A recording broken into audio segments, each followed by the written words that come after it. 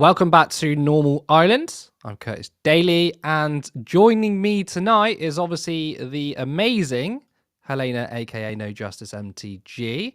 Here, she's going to go through our very normal stories of this very normal island. Helena, how are you doing? Happened at all. Nothing of importance has occurred globally at all since we were last spoken. No, of course not. No, not even the fact that before we were going to go live on air, that things have changed, but clearly it has. Coming up on tonight's show, we have Labour's biggest Zionist, Luke Akehurst, attacks Israel. Trump and China go to economic war, and Iain Dale accused of being a Hamas lover. As always, remember to like the stream, and if you're not a subscriber, then please hit that button. Help us reach our goal of 40,000 subscribers by the end of the year. That is, I think it's a tall ask, but I think it'll be done.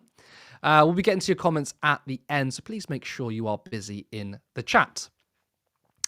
On to our first story. Wednesday, we covered the story of two Labour MPs who were denied entry to Gaza because they dared criticise Israel. Now, sorry, my teleprompter's a bit off kilter. Some Labour figures have spoken out, including Emily Thornberry, and I do find that interesting that they won't call out a genocide, but this is the red line. However, one Labour MP has taken us by surprise. Thank you, Madam Deputy Speaker. For 13 years before my election, I worked as director of an organisation called We Believe in Israel, and I refer the House to my register of interests. Part of my job was to lead study tours for British politicians to visit Israel. Incidentally, every single trip I led also visited the West Bank to hear Palestinian perspectives on the conflict. I commend my two honourable friends for wanting to visit the region and see the situation for themselves. We probably disagree on aspects of the conflict, but they are moderate voices who support a two-state solution. I think it is outrageous that they were detained and not allowed entry. Does the Ministry agree that it is vitally important for honourable members to visit Israel and the West Bank and see the situation firsthand? That this helps people arrive at an informed, nuanced and balanced view, and that anything that hinders this is to be deplored? Yes, that is ultra-Zionist shitlord Luke Akehurst, Luke Nukem, Nuke Akehurst, whatever you want to call him. He criticised Israel. Now, why is this a shock? I mean, for those that don't know, it's because he is Labour's biggest Zionist. He has been a staunch supporter of Israel his entire political career. In fact, he was essentially an agent of the Israeli state whilst being in a British political party. He was the director of We Believe in Israel, which is an organisation that promotes the interests of the state. A big critic of Jeremy Corbyn and anyone remotely left-wing, he has pushed pro-Israel propaganda for years. It was almost my dream job to run a pro-Israel campaigning organisation, he told one journalist. He has fought strongly against the boycotts, divestments and sanctions campaign and consistently defended Israel's military onslaughts against Palestinians. Akehurst has particularly close ties with the Israeli embassy in London. He has spoken at conferences alongside Israeli officials and travelled with embassy staff to campaign events across the country. In 2017, Al Jazeera's groundbreaking documentary The Lobby showed Israeli embassy official and suspected intelligence officer Shai Massot discussing Akehurst in glowing terms. He's a great campaigner, Massot said. He's one of the best he is one of the best in the inside in all of the party. Seriously, there's not a lot of people like him. Now, just as he was selected to be a Labour candidate in the last election, Akehurst deleted 1,000 tweets, but of course we have some of the receipts. In 2023, he tweeted, "Personal opinions, not those of We Believe in Israel. I'm in favour of major West Bank settlement blocks becoming part of Israel and a new Palestinian state getting compensatory land swaps from pre-1967 Israeli territory. I want the Golan Heights to remain part of Israel." What, do you mean after they stole it? In 2018, he said, "If Palestinians don't desire to be treated in the way that they do, then a possible solution would be to extend human rights to that of rats." Wow. Now, this next one I think is a really, really funny one. There was a Hamas intelligence facility in the same building. Councillor Paul Peacock said, "A secret one?" Luke Akehurst says, "That's what intelligence bases are. They don't have a sign on the door." Peacock then says, How did you know about it? Luke responds with, the IDF Twitter feed. You can't trust Twitter on the best of times, but the IDF Twitter feed, oh my God, of course, they always tell the truth 100%. But you can't forget this one, which is my all-time favorite. Always bemused by people whose primary political cause is abolition of the world's only Jewish state, getting affronted at the suggestion they might be a bit anti-Semitic. Do you think the UN is anti-Semitic, Luke?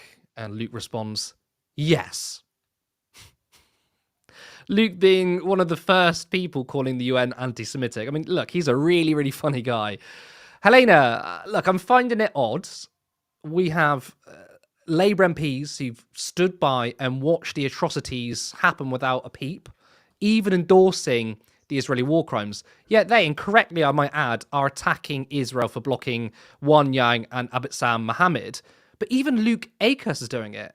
I'm at a loss. Please, can you make it sense, essentially? Well, when you're a liberal Zionist, one thing that you have to maintain is the West's friendship with Israel. So anything that the Israeli state does that can hinder that relationship is something that you're not in favour of. So obviously there's this position where he doesn't mind illegal settlement blocks being absorbed into Israel. He doesn't mind things like these violations of international law, continues to support what Israel has done up until this point. But will obviously draw the line at anything that could undermine broad kind of centrist liberal support for Israel, which this does. There are plenty of liberals who may not pay attention to the Israel-Palestine conflict, who may have sympathy with the Zionist cause, but are fundamentally going to be put off by Israel, or at least the current Israeli regime. That's why a lot of liberals say the issue is Netanyahu. Netanyahu is the problem. It is him being in charge. There's not an ideological problem. There's not a material problem. There's nothing going on here that's kind of a large scale here that's underlying everything. No, there is one man, there's an evil bad man in charge. Get rid of the bad man, everything is fine. So you'll hear a lot of talk about Netanyahu being bad, or this thing that undermines the Western this thing that undermines Western friendship with Israel. That might be a bad thing, which is what we're seeing here. It's terrible that these people who want to make an informed decision about the conflict for themselves, right, being removed from Israel. We talked a lot about, from Emily Thornberry saying these are hard-working, respected MPs. And I'm just like, well, in the grand scheme of things, sure, it's bad. It was bad when Kemi Badenoch sided with Israel in this whole discussion, Crazy to think that a British statesperson could side with a foreign state in this way. But is any of this worse than all of the dead children? And dead children, like when that's the line that gets crossed is something that undermines Western support for Israel rather than, Israel's continued violations of international law. Well, I mean, what you're saying there reminds me of Emily Thornberry, because she attacked Kemi Badenoch and she said, oh, this is absolutely disgraceful. And of course, you're getting more so-called moderate MPs involved, even Luke Akehurst. And you're right. I find it really, really strange that this is the thing that really pisses them off. But of course, all the atrocities that's happened, not just since the 7th of October, but before then, gets a pass. But again, with someone like Luke Akehurst, he is someone who would expect to defend Israel to the hilt. It's something he pretty much does. So much to say that I wouldn't even call him a liberal. He's pretty conservative in my estimation.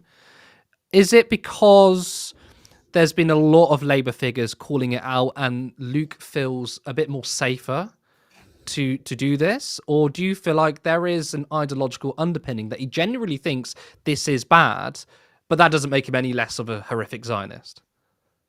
I think the latter. I think the latter is right, because at the end of the day, if you want to have a position where you can use your power as the government to back up what you perceive to be your strategic alliance with what the aircraft carrier in the Middle East that Israel is, right? They believe in this relationship with the Western colonial project in Israel. There are plenty of Zionists who think that it's the two-state solution supporters, liberal Zionists like this. But at the end of the day, if they don't see the Palestinian state being formed, for example, something is approaching the Green Line, the 67 armistice borders, as being an imposition on Israel's position as the bulwark against the East for Western interests, right? That's a very liberal Zionist position to be able to think that. And for example, having Netanyahu in the administration who undermines that by saying the quiet part out loud, or who undermines that by pissing off Western dignitaries to the country and deporting them with no good reason and hiding their actions in the West Bank, which is the whole decision for this, it undermines their interests more broadly. Luke Akehurst is not an unstrategic thinker, right? You may not like him, you may not like his decisions, you may not like things that he believes. I certainly don't.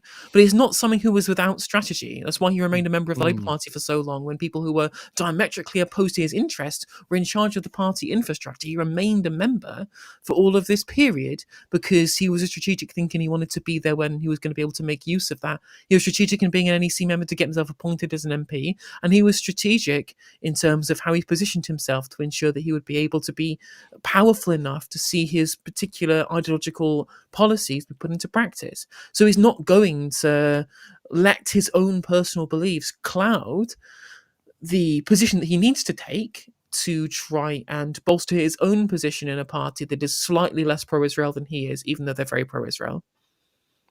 And this is the most important question, but what's your favourite Luke Akehurst nickname? I mean, I like Luke Nukem, but we've had a couple, and we Luke Akehurst is one. I made a typo when writing the script, and I accidentally wrote Luke Akehurst, and I was like, do you know what? That's how I feel when I see him. What's your favourite? I don't know. I don't think I have a particular favourite nickname, but my favourite thing about him is that he still defends the Vietnam War to this day. Yes. No one defends the Vietnam War. Like, how do you defend what happened in Vietnam? It's crazy. And he had that as a litmus test for people being allowed to join the Labour Party under Corbyn. Like, part of the litmus test of being centrist enough was, did you think that the Vietnam War was a good thing? And I'm just like, well, that probably shuts out most of the Conservative Party as well. That literally shuts out almost everyone, but that's Luke for you. Let's move on to our next story.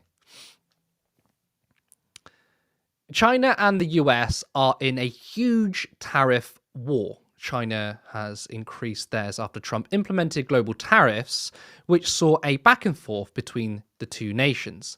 Yesterday, Trump announced a 104% tariff on Chinese imports.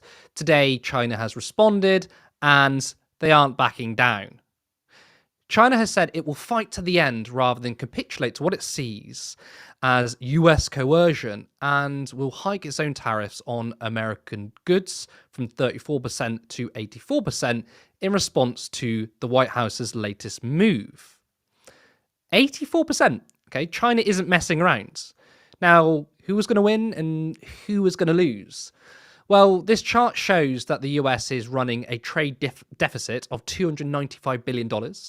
They import way more than China does. And over the last couple of years, you can see a slight decline on Chinese imports, but that's because Trump implemented tariffs on them in the first term, which Joe Biden kept in. However, it's very possible that trade was rerouted in order to avoid the tariffs.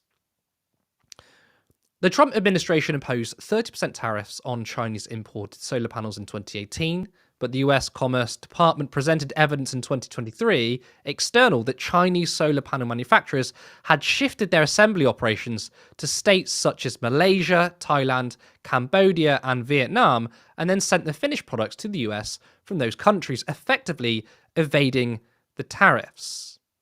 Now, what are the biggest imports to the US from China? The biggest category of US imports from China is smartphones, accounting for 9% of the total. A large proportion of these smartphones are made in China for Apple, a US-based multinational. The US tariffs on China have been one of the main contributors to the decline in the market value of Apple in recent weeks, with its share price falling by 20% over the past month. Now, I'm sure Elon Musk is happy with his share prices going down for Apple. However, Musk also uses Chinese imports for his Tesla vehicles. Now, before we went on live, there was more updates of what was going on with the tariff war. And Donald Trump has slapped on a 125% tariff on China. His reason was because they don't respect the global markets. But also what's interesting is he's done a 90% pause on the other tariffs and implementing a blanket 10% tariff. So for those that were paying a little bit more, he's now said you've essentially got 3 months to pay the lower tariff. Now, in terms of these tariffs and Elon Musk, Elon Musk wants a slightly different economic system. I mean, this could explain why there are more splits between Trump, MAGA, and himself. I want to get your thoughts on these tariffs, right? My original question before these updates was, is China doing the right thing, and should we grow a backbone and do the same instead of bending the knee to Trump? But one could say this is just a negotiating tactic because actually Trump has now turned around to many nations and said, actually, you can have a lower tariff. And he's only slapping on higher tariffs for China because obviously they're not playing ball. Well, the thing is that what Donald Trump truthed out earlier today was that they were removing the tariffs from the 75 countries that had the trade deficit, that had the trade surplus with America, because they hadn't retaliated. But that isn't true. The European Union were mulling the idea of 25% tariff retaliation, and they still got reduced down to the lower rate of 10%. So I don't think this is about people playing ball or not. I don't think that this is about rewarding people for subservience, which is what I thought it was initially. When I originally saw it, I thought, oh, well, this is about, they were doing a loyalty test, and the people who didn't retaliate, they were going to reward them. People who did, they wouldn't reward them. And that's not what's happened. What they've done, what this actually is a result of, is it's a humiliating climb down. That it's not about a global reordering of trade anymore, like unilaterally. That looks to me like they're abandoning the Mar-a-Lago Accord plan of trying re-establishing the dollar as being weaker but still a reserve currency and forcing other countries into having a favorable relationship with them. And what they're actually doing instead now is recalibrating the trade war to be just China focused. It's no longer about screwing over every country to make America the central hegemony even further than it already is, whilst trying to build a manufacturing base. It's just about screwing over China and trying to undermine China's power as a new rising global hegemonic power, because China has been able to use its its manipulation of the renminbi to maintain its industrial manufacturing base and its exporting power globally, whilst also growing its services sector. Its manufacturing sector as a percentage of its whole economy has actually shrunk over time. It has more services than it used to as a percentage of its whole economy, because it's been able to have the manufacturing base and the tech base on top to be able to do everything.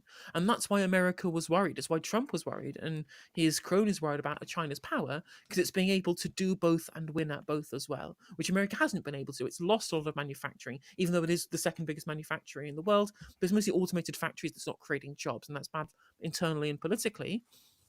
And so the tech sector is big in both countries now, but of course the exports in America are less profitable or are less attractive in comparison to China, because the dollar is so strong and as a reserve currency, whereas China's renminbi is deliberately weak. They deliberately reduce the value of the renminbi to maintain the attractiveness of their exports, to be able to essentially have their cake and eat it too. I mean, what do you make of the trade deficit there? Because obviously, I agree with you in the sense that, this is about attacking China because they don't subscribe to the capitalist orthodoxy, right? And but looking at that graph there was a 259 billion deficit. Do you think this is a big problem for America? They're slapping on huge tariffs, and actually, when it's really hard to say who wins the war. Let's be honest, a lot of people lose. There's no winning or losers here. But in terms of who comes out on top, what do you think is going to happen? I mean, obviously, we know that China has long invested in their own country and built up an industrial base. The sort of Francis Fukuyama free trade neoliberal orthodoxy, which is basically don't make anything, turn into a service economy and buy everything, which I think has been a massive problem for the West and many countries, and China's sort of bucked that trend. Surely that sort of safeguards them for the future, especially from high tariffs from China. So I think yes and no. I mean, there's two schools of thought on this. So, in terms of Scott Bessent, who is the Treasury Secretary in the Trump administration, his opinion is that they don't need to blink. The tariffs they're imposing on China, because China is the one who does most exporting, who has the most to lose from losing out on access to a US market, so they will be the ones who have to back down first.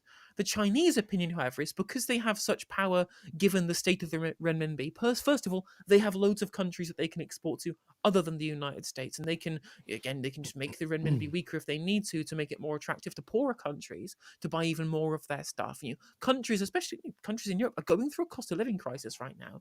If you're happy to potentially undermine your own manufacturing industries to solve that political problem, a new glut of Chinese cheap goods at an increasing level of supply because they don't have a US market to sell to anymore, that could be politically useful when people can't afford to consume normally in your country, right? So there's some trade-offs with China's current trading partners. But on top of this, what China is also considering doing is strengthening internal demand. So in response to the fact, we can't sell to America anymore, it's our biggest exporter, sure, let's do expansionary policy, let's do some helicopter money, let's increase some wages in some of our state-owned operating companies to increase the consumptive power of Chinese citizens. So rather than selling across the Pacific to America, instead what we're going to do is we're going to sell to our own citizens in the meantime until the Americans close down the trade war. Because American companies can't deal with this. Not only do they have to import a bunch of Chinese imports in terms of finished products, the tariffs, against China and around the world as well, are on all goods, whether they be commodities or finished products or anything like that. So anything that they need to manufacture in their own country that they import from overseas, like, I don't know, lumber for house building, which you're going to fucking need. It's in a housing crisis. The Pacific Palisades burnt down in California. They'll need lumber. Their biggest lumber trading partner is Canada. They've still got a 10% tariff, remember? Although there was not a 10% tariff in Canada. It's the tariff that was agreed as part of the fentanyl arrangement from before. And that's going to make their own manufacturing base weaker. And what is going to happen politically when they create their own cost of living crisis, right? There's a political cost to this too, as well as an economic cost in America. And that's the Chinese position on this, is that they can stimulate their own demand, sell to themselves, sell elsewhere. And because they know that so many industries in America are not just reliant on finished products being imported from China, but also raw materials from China and countries more broadly, American companies can't cope with this high level of tariffs, and America will have to be one to blink first. So there's two different schools of thought. I'll be interested to see what everyone else thinks. Yeah, no, that's very interesting there. I do want to talk a little bit about Musk, actually, because, obviously you've got Elon Musk making splits for himself. And I think it's clear that there are odds with their economic agenda, right? Obviously, the main thing is they both want to increase the wealth of the very richest. Okay, that's a foregone conclusion. I think they're very aligned on that. But these tariffs, that's not what Musk wants. I mean, he wants the free movement of capital. He even suggested the freedom of movement for people when it comes to North America and the European Union. So do you think this is the end or potential end for a Musk-Trump partnership? Yes, I do. Because first of all, he has trade links with China because Tesla has factories in China. Yep. They rely on Chinese imports for production in the United States, and they want to sell to China too. And of course, he doesn't understand really that if he wants to sell Teslas in America, he should have made the manufacturing base there and take advantage of the fact that both Trump and Biden in the 2016 and 2020 administrations, but they both slapped huge tariffs on electric cars. They could have removed production to America, but that would have meant having to pay his American workers proper wages, and he didn't want to do that. And of course, the reason why he latched himself to the Republican Party in the first place is because he was mad that there was like some amount of trade unions that backed the Democratic Party. Not a huge amount, but some, enough that he thought that the Democrats were the party of the trade unions and of the class action lawyers. And when he says class action lawyers, he means people who work for the Consumer Financial Protection Bureau that he gutted as part of Doge, because that stops him from being a shitty fucking boss, which he is. He's a terrible boss. He's a terrible CEO. He doesn't have workers' interests at heart. And his reason for free movement and free trade is that he doesn't want the more protectionist countries, or at least countries with higher trade union bases, to impact Tesla's profits, because that's what happened in Sweden. He had a 6-year-long fight with IF Metall, the largest automotive trade union in Sweden, a very protracted dispute, which led to this kind of large-scale secondary and tertiary picketing environment in Norway and Sweden especially, where dock workers, both in Norway and Sweden, were refusing to transport the goods necessary across the borders in the Nordics to the factories in Sweden to build Teslas, because they knew that the workers were on strike and they didn't want to essentially be scabs. So this trade agreement, so this trade union labor agreement is much easier to break when you have a much easier way of shipping those jobs back to America because of a free trade agreement. That's why he wants free movement of capital and labor, because it can break the European model of wage bargaining. It's why his specific plan was to have it included Europe, Canada, and the US, because he knows that the real enemy is the fact that there are still people in the more kind of equal countries in Europe who still have equalized bargaining systems with trade unions and workers that you don't have in the US and you don't have in the neoliberal world more broadly. Yeah. And I think as well, I mean, it started with is it the H-1B visas, H-1B1? I can't remember the actual name of the visas they were. They were basically... H-1B. H-1B. And, of course, there was a split there between MAGA people. They're like, because obviously those that vote for Trump wanted to see a reduction in immigration. But then the thing is, though, with that, is Trump capitulates onto it.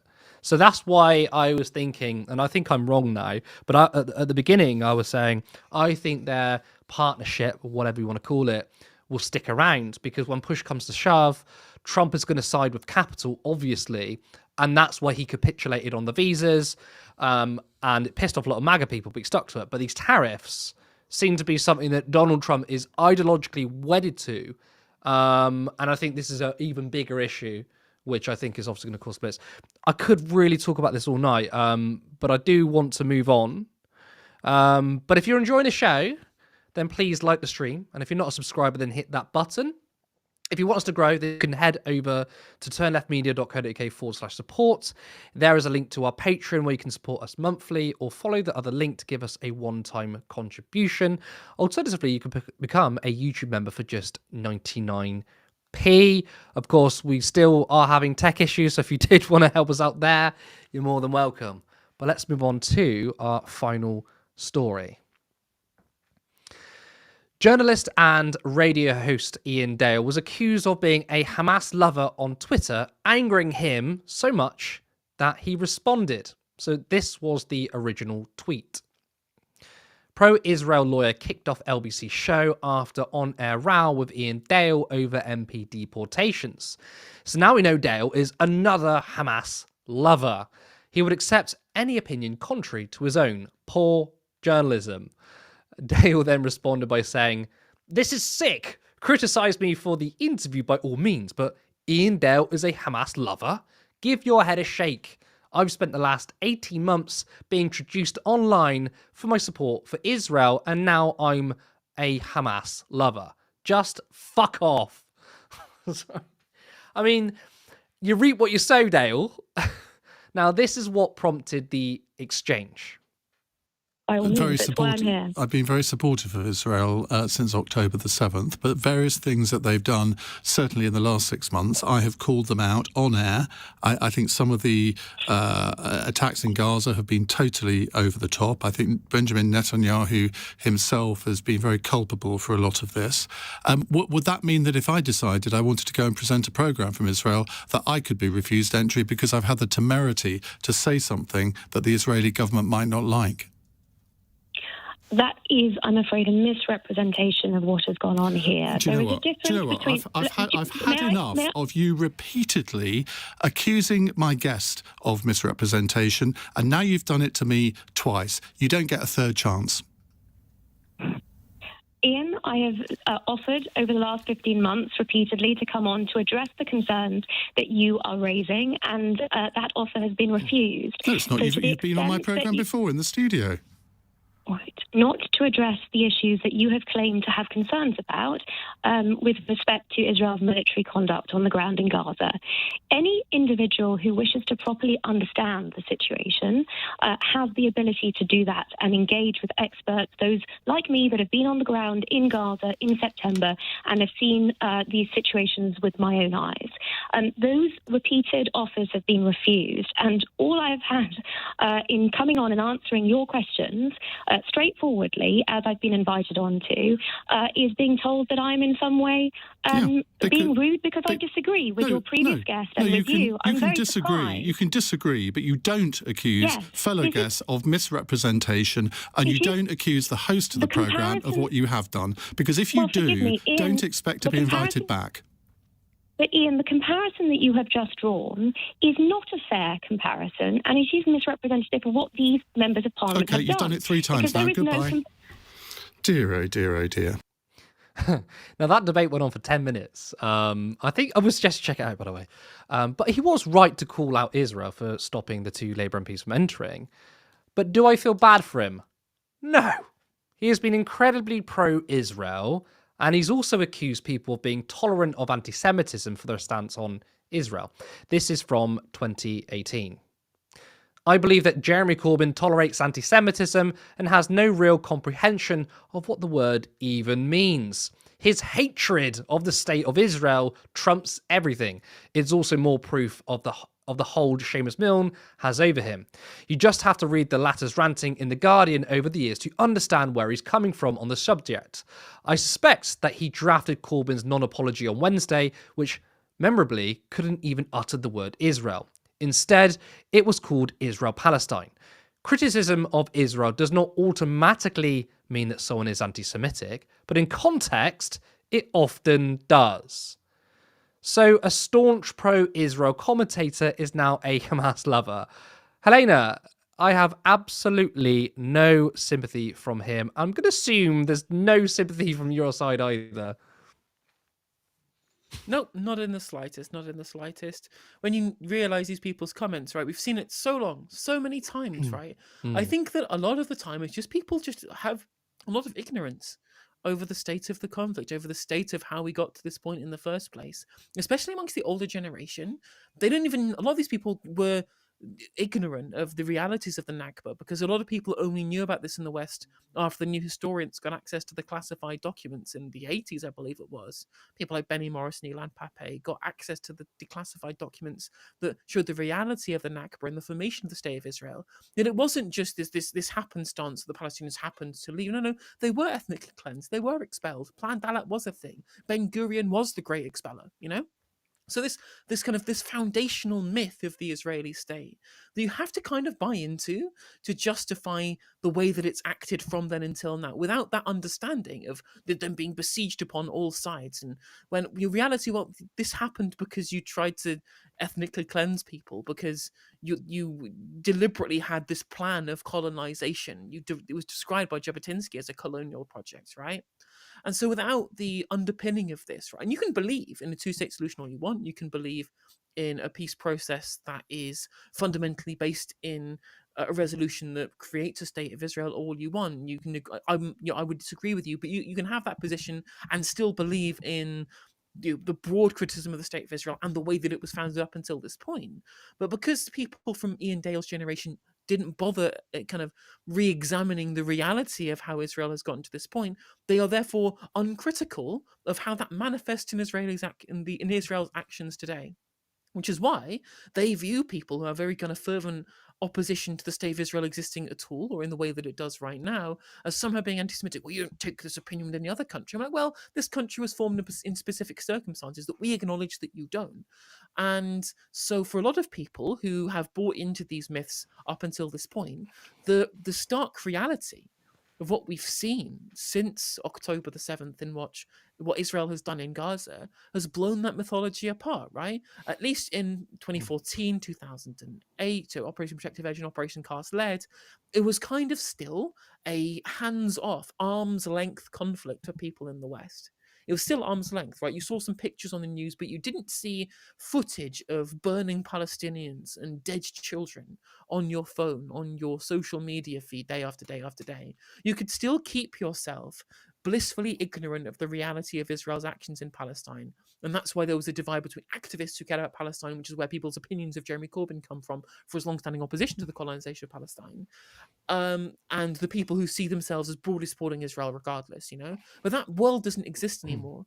And slowly but surely, people like Iain are going to realize this. And this is why staunch defenders of Israel for so long, who've bought into the propaganda prima facie, will get so kind of frustrated with this sudden realization that they can only go back to the tropes and the canards of you're anti-Semitic, you love Hamas, because you've even been remotely critical of everything that we've seen come about from the genocide from October the 7th till today.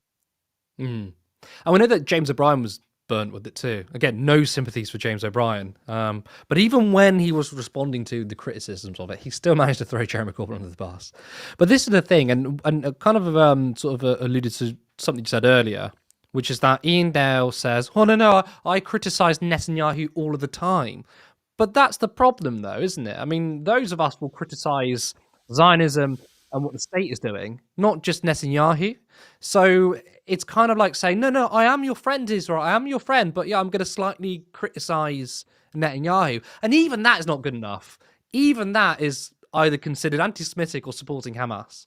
And it to me, though, that just kind of, I think everyone is convinced now. Like, I don't think there's any more convincing. Like, if you're standing with Palestinians, you're standing with Palestinians. If you're still with Israel, we spoke about this last time, you're too far gone. But surely this is an example of where people are going to go, clearly this is delusional, that even the smallest amount of criticisms is deemed off the table. Well, I feel like this will only push people to have a more rational position on the whole thing. If you can, if you in your own mind are thinking this is a reasonable criticism, I've seen everything, I've broadly support Israel, but I'm gonna have this criticism here, and people, the wing nuts, are still calling me anti-Semitic. Oh, maybe I should re-examine my priors over how I've gotten to this position in the first place and what I have said previously. I mean, it seems to me that the hardline Israel position is only making them enemies and enemies of previous of previous allies too. I don't know if you've seen the polling in terms of the approval rating of Israel in America. So amongst like most sectors of the United States voter base, people are souring on positions on Israel. The biggest shift, though, has been amongst all the Democratic Party voters, Big shift. I think it was like 43% unfavorable to 65% unfavorable. That's a 20% change in position. And that's because, again, people got taught a foundational myth and they realized it was a bunch of made-up bollocks. And that Israel isn't their friendly little Western democracy in the region. It's a brutal colonial apartheid state intent on ethnic cleansing and genocide. And all it took after years of backing Biden's total support of the genocide. Now Trump is in charge. They see the reality that actually it is imperial, it is colonial, and Trump and Netanyahu are more friendly. That they backed the wrong horse in this issue, And the reality is that it is ethnic cleansing, it is genocide, and they were wrong. And the more this happens, again, it's why people like Luke Akehurst oppose Netanyahu, not because they think that broadly Zionism is wrong, but he's a bad advocate for it, rather than thinking, well, hang on a minute, no, he's taking this ideology to its logical conclusion, which of course he is. Yeah, because in a way, actually criticizing, and that's a really interesting point you made there. In a way, criticizing Netanyahu is the more radical pro-Zionist thing, because it's like, this isn't a good guy to advance the cause. We need someone better comms in a way. And I think you're absolutely right that a lot of people who are attacking Netanyahu, I mean, look, I do think there are Zionists out there who are disgusted by Netanyahu, someone like Iain Dale maybe, but there are other people out there who are like, we don't think he's good enough for it. We think that actually he's pissed off his own base, or Israelis themselves are looking at Netanyahu and finding they're out of favour with him. I think that's a really, really interesting point. I do actually want to bring in our producer, though, so we can go to some of our comments. I'm sure there's been lots and lots of comments coming through. Hello, Sarah. I think we can all hear you. You sound good, my end.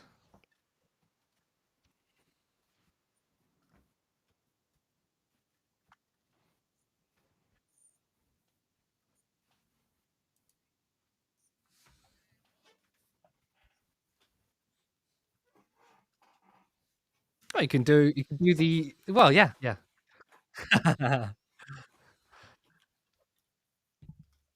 Thank you, Andy.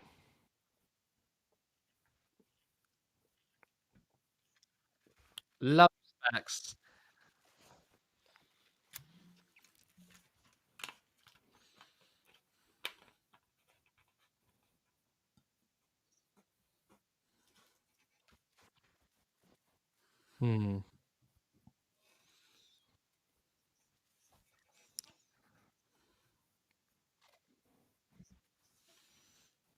Oh, we apparently can't hear you, Sarah. People, I mean, I can hear you. I'm reading the chat now. We can't hear. Helena is frozen. Helena, can we hear you at least? Hello, can you hear me? Yeah. We've got audio on Helena. Guys, can you hear Sarah now? I'm just still can't hear Sarah. Right. While she sorts that out, I'm just going to reiterate her point because you didn't see it. But basically, Odin, All-Father, she's disputing what you're saying because you absolutely can be anti-Semitic and pro-Palestine. That is a fact, right? There are, I think, a small amount of people who are within the Palestinian movement or at least can or support Palestine have been anti-Semitic. And why would it? Like, explain to us logically, how does being pro-Palestine automatically mean you're not anti-Semitic? I think what this is referring to here, I think this what this is referring to is the idea them themselves are Semites, I'm Semites, assuming. yeah. But this misses the entirety of the context here, which is that, so originally, anti-Semitism was called Judenhass, which is Jew hate, of course, which is obviously much more literal understanding of it. But when people were engaging in Jew hate in Europe in the early 1900s, late 1800s, right? They said, well, no, I'm not a Jew hater. I'm just anti-Semitic. I'm against the Semitic peoples more broadly, even though it was just Jewish people that they disliked. Yeah. So it was initially a term that was created to obscure the idea that Jews were the ones that they were hating. So when people say, I can't be, Palestinians are Semites, I can't be anti-Semitic, you're still buying into that trope, right? Where it undermines how anti-Semitism as a historic term has been used to refer to Jew hate, right? Words don't mean their literal meaning, they mean how they're used. Yes. And anti-Semitism has always referred to hating Jewish people. And so I really dislike this argument. You can be pro-Palestine and anti-Semitic. There's historically been reasonably, there's plenty of it, not like the majority or even a large majority, or even a large minority, a very small minority, but a non-zero amount of this, and it deserves getting called out. Absolutely should be people trying to imply that Israel and Jewish people internationally are the same group of people, which they are not. Both pro and anti-Zionists do this, and is always anti-Semitic to do it. They are two separate things. Absolutely, there's plenty of pro-Palestinian anti-Semitism, but that is less than the important thing, which is that anti-Semitism isn't anti-Zionism, and the broader pro-Palestinian movement is not anti-Semitic. It absolutely is not. It is broadly in opposition to colonization and the subjugation of the Palestinians. Yeah, we want to check what Sarah back. Can someone please leave a comment saying that you can hear Sarah?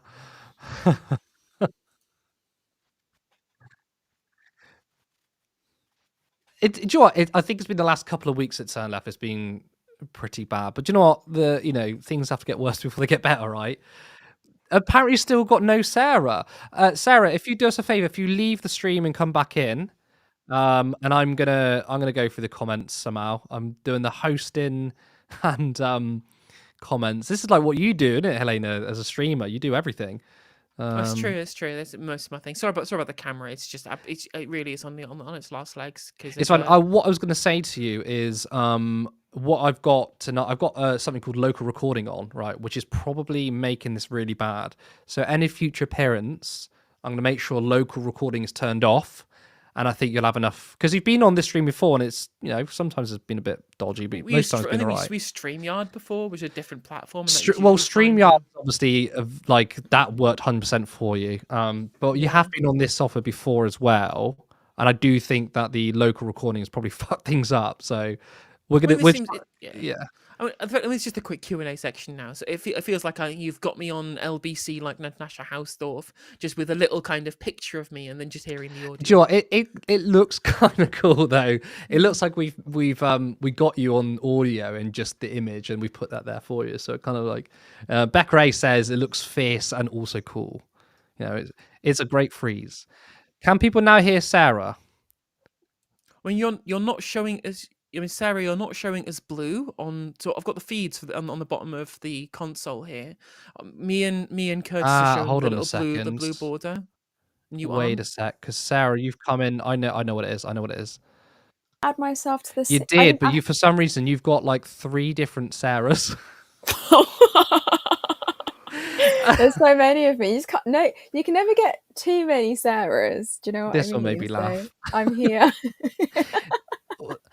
I don't know. I think we do some pretty dodgy clickbait thumbnails as well. You know, you got to play the game, guys. Got to play the game. You do. Anyway, Sarah, you are here. Yeah. Yay. I'm so glad. And I'm sure you guys unpacked that, but debunking that pro-Palestine and being anti-Semitic, you can absolutely be both of those things. So I'll go on to this one.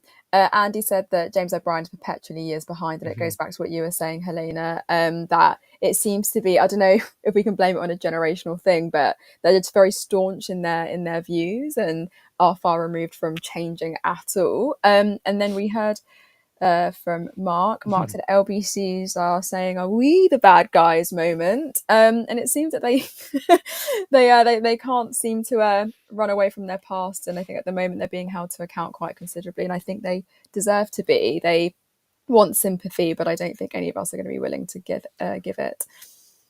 The thing with James O'Brien is that James O'Brien is Captain Hindsight. He is the epitome of Captain Hindsight. Because I don't think he's stupid. I don't think that he's like a massive moron. I think he is short-sighted, you know? The curse of the political left is being correct too early and not being taken and being deemed to be unserious, right? That's the problem. Everyone else iterates their position after the fact because they react to events. Leftists, as materialists, we understand the bases for why events happen, and that's why we predict them and why we're correct, you know?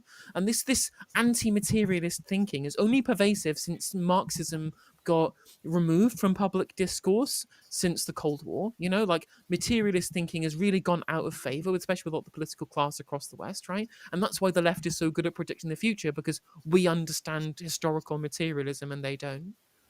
Yeah, excellent point. And I think that like James O'Brien is like the acceptable opposition within the establishment because he is Captain Hindsight. Like he will criticize Israel now, but when we're doing it at the beginning, he was joining in on the attacks of it, and that's absolutely true. That basically why so many commentators get it wrong is they don't have a material analysis of the situation. It's and you've brought this point up before, the liberal analysis, which is that Palestinians are just bad people because they believe in bad ideas. And it's like, well, first of all, Hamas exists not in a vacuum, but because of Israel and the material conditions. And actually, when it comes to Hamas specifically, it was actually because of Netanyahu. Like, he literally brought them up. But it's the same sort of thing. And people like James O'Brien cannot see that. I do sometimes wonder, though, if he is just fucking stupid, because surely something like this, when it comes to Israel, is so obvious. Like, you don't need to be an expert. You don't need a PhD in looking at the history of Israel-Palestine and going, this isn't very good.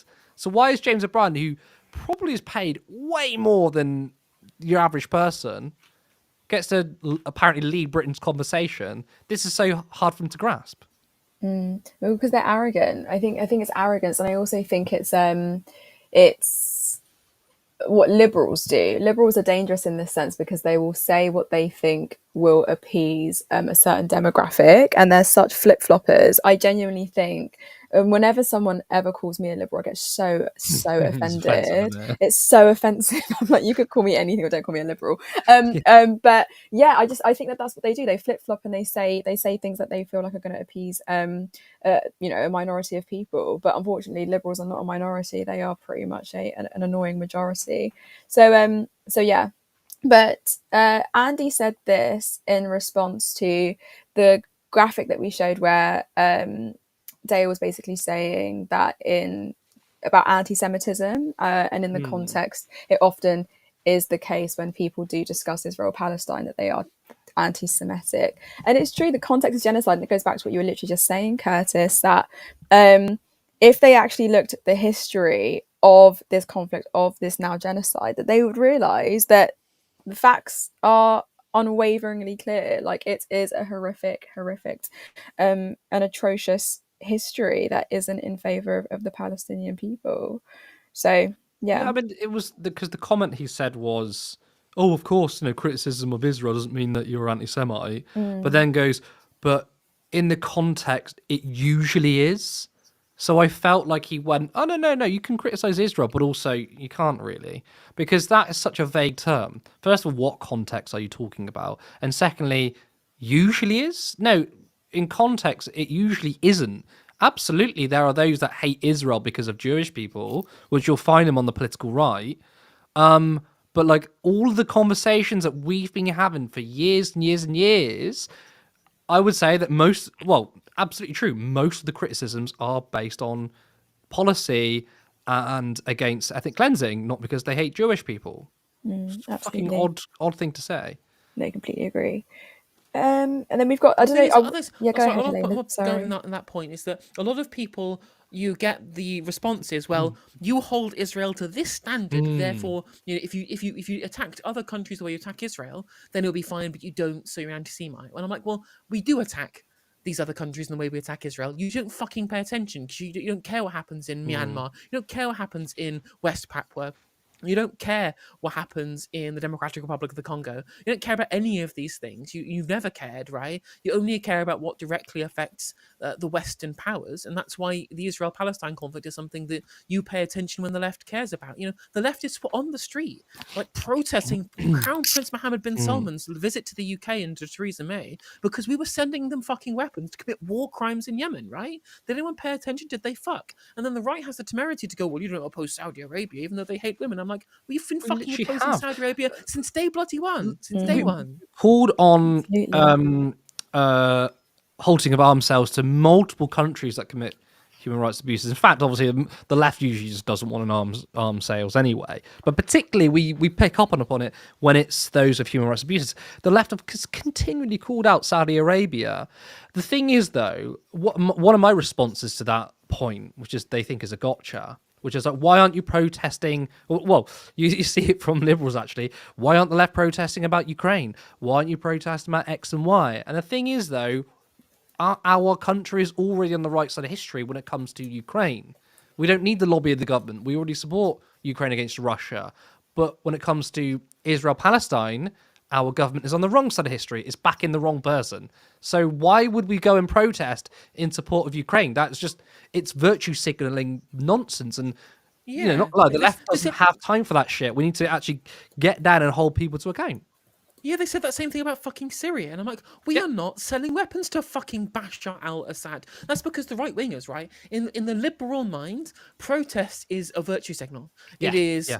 Look, we have an issue we care about. Listen to us. Listen while we say the thing that we want. Pay attention. No, it's about material impact. It's about changing of policy. We have a position we want the government to change their position on, and we can't do that because of entrenched interest in government. So we have to show huge amounts of opposition to that. Like, people didn't just demonstrate on the streets during the Iraq War because we were sad. No, we wanted the government to fucking stop.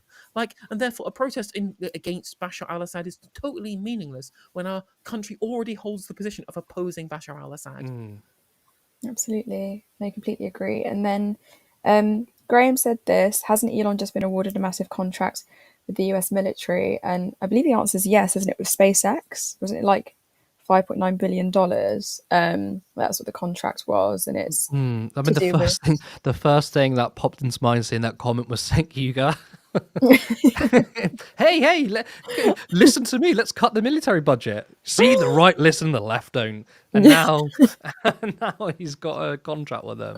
It's scary because we're seeing this huge convergence, aren't we, with private tech power and imperial military force. And I think it's just going to completely reshape the global hegemony and just warfare and surveillance. I think we will see a huge shift going forward. So I feel like how can you weaponize space? How are we getting to that point where something that we don't even get? Colonization's there. Oh, did I say Schenk? Cenk, Hugo. I think it was Schenk. Yeah. Then we've got Andy talking about Musk culture. Musk culture ward himself into the situation. And what do you guys think of that? Well, you got Helena. I want to ask you this because obviously I think the motivations of Musk is obviously 99.99% down to the material, right? Why he's backing far right parties, because far right parties are massive bitches of capital. But looking at that comment, I feel like it is still more than that. This isn't Musk cozying up with fascists and Nazis. This guy's all in. I think he's just the worst of both worlds. He's an ultra exploitative capitalist and he's also a white supremacist, and he believes in both of them. I actually disagree. I Yeah. think he's full on entirely bought in purely because of the opposition to woke. I think this man's brain is broken. I think it's fried. I think he's just genuinely gone totally insane. Because you'll notice the AFD and the Rassemblement National, the two right-wing parties he backs in Europe, the two big ones that he backs, both of these people have industrial bases as part of their support. So the post-industrial communities in Germany are really heavily backed by the AfD. They win in campaigning because centre-left parties have abandoned their industrial base because electorally they were considered safer voters. So they had to continually moderate their position to go after centrist, liberal, middle-class, middle-ground service type people in reasonably above median wage jobs because they were the swing voters, the affluent types. They had to abandon their working class base to try and appeal to the people who were the swing voters. And of course, the further you move towards the centre, the more the people who your base would be get left behind. This has happened to Labour in the UK as well. And in the wake of deindustrialisation across the Anglosphere, and across Europe and the West, that's given the far right, who have a nativist approach to this, to do class collaboration, to try and get these people on board. And the AfD and the Rassemblement National, they are more left-wing on economics than the centrist parties like the CDU or Macron or the Les Républicains. So they have the position to move, to be a syncretic position, which captures an industrial base whilst being anti-migrant. And Elon Musk doesn't seem to care. He doesn't seem to care that actually, they probably would want more protectionism in the same way that Trump is doing, just not to the same stupid degree because Trump's a moron and so were his advisors. Well, that's what I mean. I think we agree. Like I was saying that Musk sort of talking about supporting these far right parties isn't just out of what he thinks serves capital, because you're right. Across Europe, there's a lot of far right parties that have actually pivoted towards the left when it comes to economic issues, slightly anyway. And I do think there's something about Musk that's completely deranged, but also quite confusing. Like, I think he, in one sense, wants to do, as he was talking about with the potential trade with North America and the EU, and talking about the traditional capitalist sense of freedom of movement and freedom of capital, right? And then also backing far right parties that might have more economic protectionism. I feel like he's just so incoherent himself because he's genuinely deranged, and someone put in the chat because he's severely divorced. I don't think he's actually that cohesive.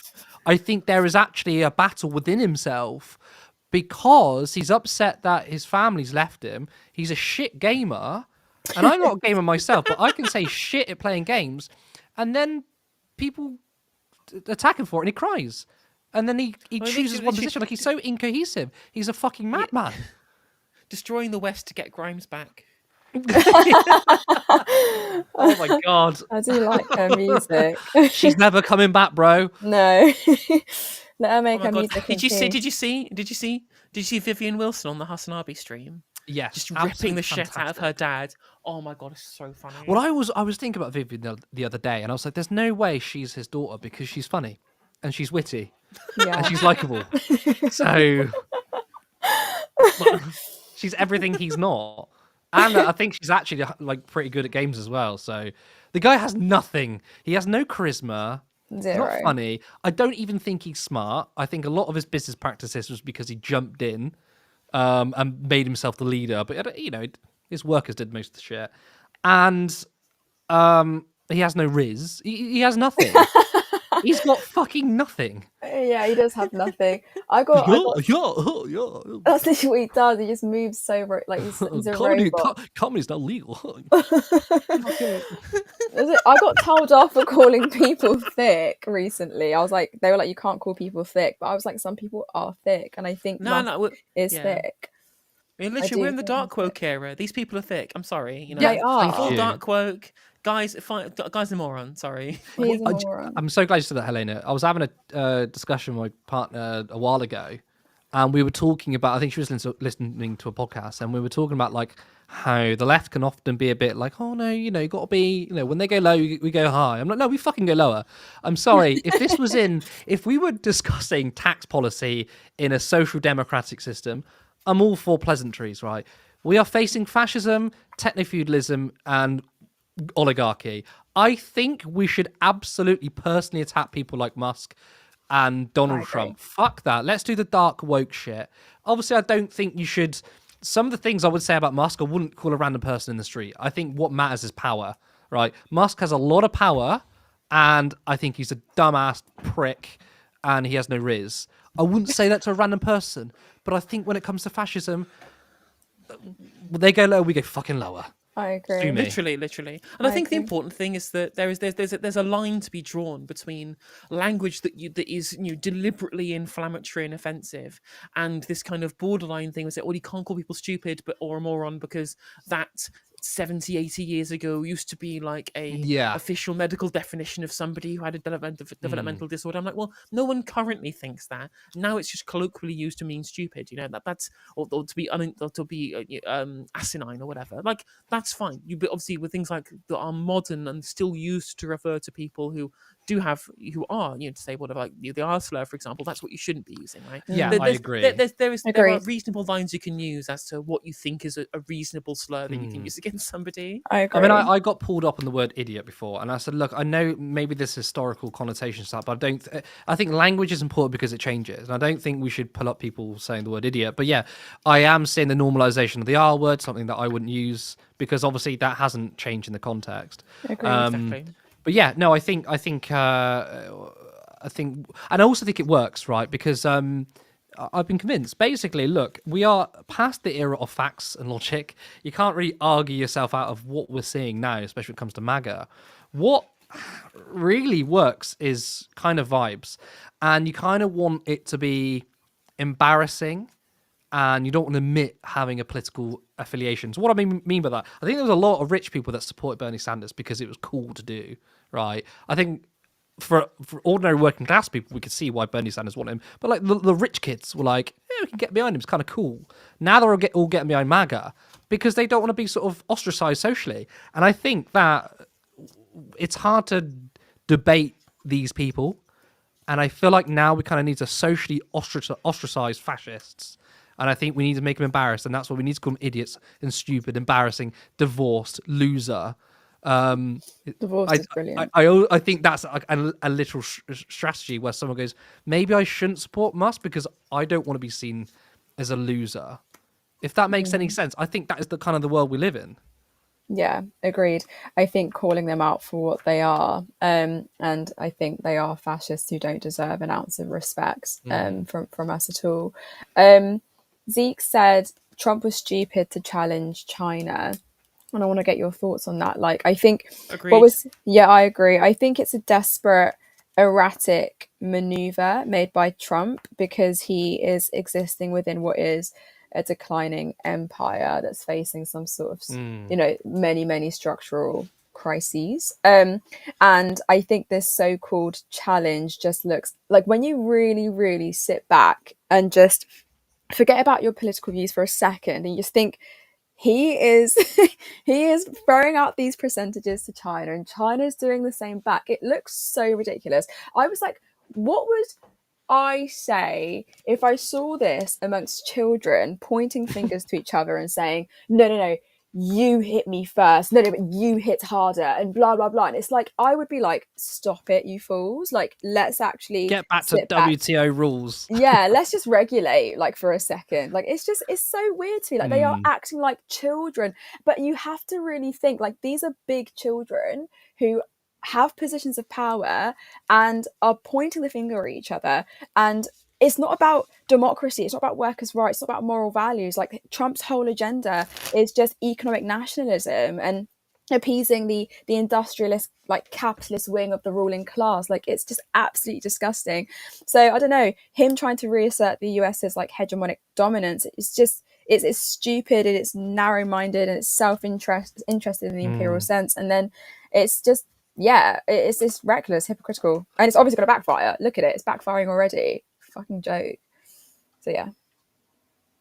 I mean, do you point out something to move to a change subject completely? I just want to point at someone in the comments asking what we think about this new theme park. I don't understand why everyone's so happy about it. It shouldn't be a thing. It shouldn't be something you have to do a fucking press release for. The planning permission's been given go ahead for a theme park. But we're so shit at building literally anything in this country. And this government has so few things to write home about and celebrate. We are literally at the point of celebrating planning permission going through for a theme park. It's like a disused quarry. There's no bats or newts that are going to be disrupting by doing so. And you know what? Great. I'm glad we're building a theme park. At least we're building literally anything. Well, I mean, when I saw that, I was like, am I supposed to be excited? And I think you kind of hit the nail on the head there, and you've really spoken to how I felt when I saw that, which is that this country cannot build anything, right? We absolutely hate it. We can't do it. We're ideologically opposed to it. We hate state investment. And yet there is literally a news agenda about a theme park, which is something that, to me, should be happening every day. And I don't mean a new theme park every single day, but I think this is one of the everyday occurrence that happens in the great country of the United Kingdom. It doesn't need its own, like I said, press or PR story on it. But I just think, great, but fucking hell, please can we build trains? Please can we have HS2? Can we have some fucking infrastructure, please? Right? We're building, I mean, I don't know, Helen, if you know the ins and outs of this theme park. I'm sure there's a lot of private involvement, probably entirely private involvement maybe. But why can we not have some public infrastructure? Why is it so fucking hard? Well, have you not considered that maybe very, very wealthy people in the Chiltern Hills might have their house price decreased by 0.2% if we build literally anything? Do you know what? Oh my god! Did you see the Telegraph article? Did you see the Telegraph article? Is it the one you shared? Like fucking it's the one I shared where everyone was just like, house prices going down is bad. Yeah, literally, and I was just like, it's insanity, and genuinely, like the over financialization of housing impacting literally everything, and it's happening across the West. This continual veneration of property rights being the be all and end all has led to this kind of toxic over financialization of the housing sector, and it has literally destroyed so much of the important parts of our entire economy. We've got a nice little lovely blue hue. I like this. Yeah, that's like really that. nice, actually. Going on. Oh, sorry, go on. Say something. No, because I was going to move to a different comment. No, let's go ahead. Yeah. So when you were talking about the names for Akehurst, I just found this hilarious. Look, Akehurst, and then we had Akehurst, and I loved it so much. They were so good. Someone mentioned something about an arse, and I was like, "Oh, this is too much to show," but I didn't show it. I need to find it, but it literally made me laugh so much. I don't know if I'm going to find it. It was too good, but I'll have to find it later. And it made me laugh. But I thought I'd lighten up the mood a little bit, speaking about good old Lukey. Moggy, right? I hope I'm pronouncing that right. It doesn't surprise me, unfortunately, this will cross the line for Labour. They've proven under Starmer they are a heartless group who care for no one outside their in-group. What do you think, Curtis? Well, that's the thing. I mean, I am surprised. I'm surprised that even Emily Thornberry called it out. I'm surprised that Luke Akehurst called it out. I understand the logic behind it, but I think particular characters like Luke Akehurst, I thought he would have just sided with Israel regardless. I suppose what is a good point, and I think this is what you're referring to, is in that clip we showed of New Gaza, right? Was the fact that he said, but they're moderates. So basically, he kind of admitted that there was a political faction at play, and I think we know that if this was the Socialist Campaign Group, if this was Labour left MPs, I mean, there's less and less of them to go around. If it was those on the political left, and this happened, they would side of Israel. You wouldn't get Emily Thornberry do it. You wouldn't get Luke Akehurst do it. You might get this sort of, this is a bit worrying. However, I completely understand because these people are crazy. So I think this speaks to the in and out group of what you're probably referring to. No, absolutely. But I don't know if this is just a move being made by Luke to retain some sort of credibility in what is like. I don't think he cares about it because he's in such a safe position. From honest. True. But I think maybe Labour as a whole, they have an increasingly untenable situation that they're in at the moment, where they are just under constant scrutiny. And I think with what's been happening recently, Netanyahu's government doing the mass bombings that they're doing in Gaza, etc., and the documented war crimes. Like, I do think that global opinion has changed quite decisively. So you have even the most centrist, the most liberal of actors being forced to kind of issue criticisms or risk complete moral discredit. And I'm like, yeah, well, are you doing this because you actually care about Gaza and Palestinians, or are you doing this because you just want a few more people to be like, yeah, I agree with you? So I don't know. But it's his criticism's not a rupture with Zionism. I think it's just crisis management in my eyes, personally. Jim's saying that we should start a Discord. We've had a lot of people say that, and we need to do that. Helena, you probably have to give us some advice on that, because I don't know anything about it. You know, I mean, my followers will tell you I also know nothing about Discord. I just have one, and I let okay. Well, that's all right then. Thank you, Jim Speak in chat, for being a mod in my Discord. Oh, Jim's such a legend. I tell Jim, are you volunteering to be the first mod in our Discord then? I'll put that responsibility to you. And the final two comments that are pretty much similar, but everyone's being shocked at Akehurst. Has Akehurst been kicked in the head by a horse? Like, it's just because I think everyone's just pretty much shocked, given that his history was never on this side. And and then this one was from the very, very last story, but Iain Dale accused of being a Hamas lover. I think Dale is a Hamas lover. I think Dale is a extremely anti-Israel person. He clearly hates Israel. Absolutely. All he has to do is apologise. You know, the fish rots from the head. Sometimes the hardest word to say is sorry. Yeah, what's that song? The HRC. Yes, get the HRC involved with LBC.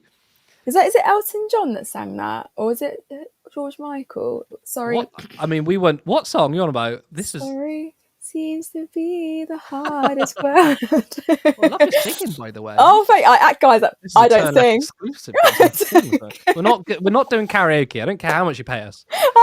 I love a bit of karaoke, but yeah, that's it for comments. Been a really, really great show. So thank you guys. Okay. I'll return back to my chambers. Thank you very much, Sarah. If we let's go to the main screen, because I love that color blue, but there's not much happening on there. blue passport. There we go. That is all we have time for. Thank you so much to you guys that tuned in. Of course, we've had a little bit of tech issues because this has turned left. Should we call tech left or something? We will get better though. I promise you that. We're still a very, very small channel. We've just surpassed 23,000 subscribers, and 23.5, which is amazing growth in the last couple of days and couple of weeks. Now, of course, we are a group of volunteers. There's only 5 of us. So if you want to help us, then you can subscribe, you can like our content, you can tell people about us. And I'm talking about not offline, you know, in the real world, whether you're at a protest, organising at the pub, at a cafe, tell people about Turn Left. You can go to our website, which is turnleft.co.uk/support. You can support us monthly or any one-off donation, or you can become a YouTube member for just 99p. But again, if you haven't got the money, do not feel obligated to do so. Please just watch us, comment. That really, really helps. Of course, I really, really want to thank... we've got a new member. Hello, Willow Quins now. Thank you for becoming a member. I also want to thank Helena for amazing insights. Again, apologies for the tech issues. I think we'll be back to normal next time. But of course, I want to thank everyone who tuned in. I think that'll be it. I'll be back on Friday with yours truly, and it should be with Sarah as well. I'm Curtis Daly. Thank you so much, and I will see you next time.